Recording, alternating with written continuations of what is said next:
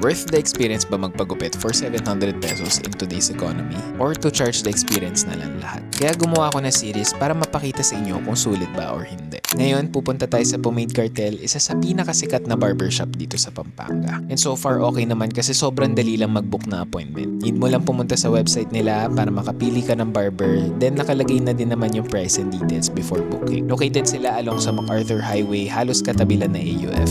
Okay naman yung place, may receiving area, may magazines, tapos may merch din sila. And syempre, before mag-start, may consultation muna, in-explain ko kung ano yung trip kong haircut, tapos syempre nagbigay din siya ng input regarding sa face shape and ano yung babagay na length. After a few minutes of cutting, tapos na yung haircut, tas nag-shampoo plus blow dry na, then nag-style na ng buhok. Actually, grabe din talaga yung dedication nila when it comes to the art of barbering. So here's the final look.